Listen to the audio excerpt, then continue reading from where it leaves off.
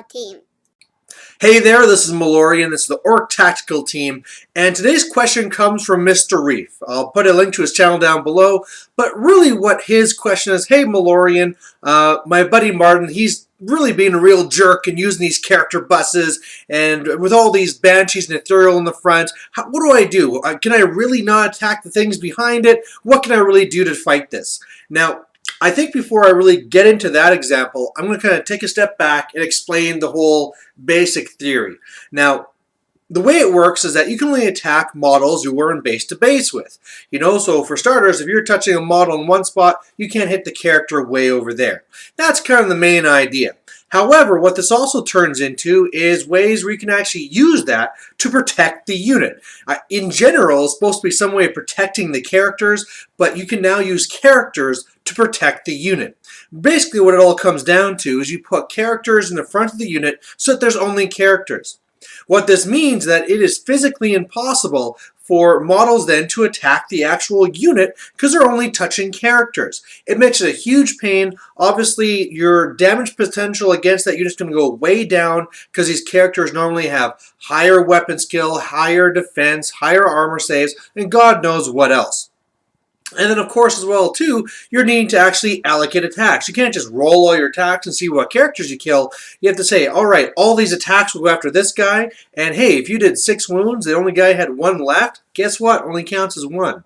So that's the normal thing, and I mean, that kind of applies to everyone. But this really comes to an important kind of focus when it comes to the vampire counts, because they have ethereal characters. And either it can be through their wraith characters or through their banshee characters. You can put these relatively cheap characters in the front rank, and not only is it a thing where they can't attack the unit, it's also a thing where they might not be able to do any damage at all. Because if you don't have any magical weapons, you are going to be getting 0 combat res from actually doing any wounds. And it is a big problem. And clearly, this is what's happening to Mr. Reeve.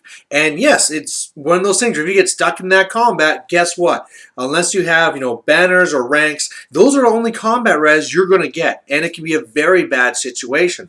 So the real question is then, what do you do to fight this? What can you actually do? Well, I guess the number one thing would be is take a magical weapon, right? Obviously, if you have magical attacks, you completely bypass this whole thing where, I mean, you're going to be killing these very high point characters in the front because most of them are like 90 points for, I believe, the Banshee is. So a couple of easy attacks at toughness 3, no armor save or anything like that can easily score you a whole bunch of points. And even if you aren't scoring a bunch of combat res, you'll probably win the combat overall in great times. Now, he didn't mention this, but another thing that can sometimes happen too is that they might combo this with also their Vampire Blender Lord. So, great, if you went in there with a character with a magic weapon, he's going to issue a challenge and he's going to blender your character. So this can be kind of a suicide mission because you can go and kind of deal with and serve up your own unit with a character saying, okay, I can kill those magic ethereal things, and then you're just going to end up getting your own stuff killed. So what do you do then? Well, first of all, you can maybe stall for a second by taking the challenge from your unit champ, but whatever. That's going to save you a turn. Then they're going to kill you. The real thing that all these units are going to really hate is being flanked.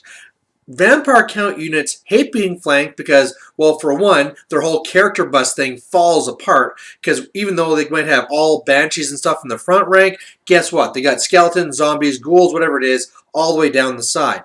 Normally with this too, the frontage is a lot longer on the flank than it is on the front. So you can get more guys in there, more attacks, and the biggest thing that kills vampire counts is combat res. You didn't really see that. It was actually their advantage in the last edition where, great, you killed a couple of guys, I lose by 2, sure, I'll take 2 guys off the back, then I'll raise up another 10 during my turn. Well, during 8th, it's a totally different thing, right? You get in there with your Savage Orc Biggins, and you're just going to wipe the floor, and maybe between the kills and the crumbling, destroy the unit in just one go. Because, I mean, if you go in there and you kill 20 guys, guess what? Another 20 are going to crumble, right? So it's a really big deal. Now, luckily, the way that's, I mean, you can't really say how everything's going to play out, but that one bus is going to be a lot of points. The skeletons or zombies or whatever they're using for the actual bus that's going to be the core unit there, that won't be a lot of points. Once you start adding in those 5 other characters, that starts being a lot of points. I mean, if we're just looking at, say, the 5 Banshees there, that's 450 points just for those characters, plus, you know, whatever you have the unit there by itself. So, I mean, that's 500 points, let's say ish right there, at least. It's probably going to be a lot more.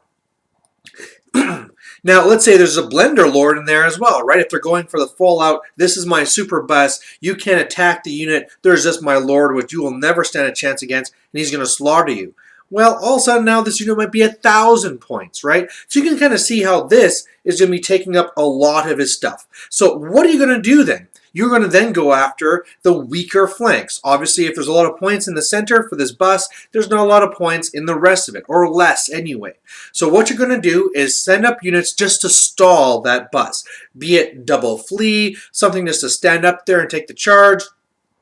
If you have something stubborn, whatever it is, just something to really stall that center. Meanwhile, you're going to put your most powerful units on the flanks to quickly sweep around, destroy all their flank forces, and then be able to flank the actual bus. And once that bus gets flanked, it's over. Sure, it's great to have like a couple other characters come over and stuff like this and help out, but at that point, they really can't stop you from putting attacks on the unit, and you're going to be crumbling that unit so fast that a Blender Lord will even have a hard time keeping up. So that's really it. I mean, the easy answer is magic weapons or magical attacks. So hey, you can go start playing, you know, either demons or the whole tree spirit army. But you know, if you got your regular army, if you're talking about his beastmen, it's probably best just to go and just try and bait it with the harpies, slow it down, get your big units on the flanks of your bestigors and whatever, and just crush everything and catch it in the middle once you deal with the flanks. Or hey, you know, if nothing else, crush the other stuff and ignore that unit, right? Just keep on fleeing from it, kill the other things. You don't have to kill everything to get the win, and there you go. So thanks for watching. I'll put his link down below, and we'll catch you next time. Bye.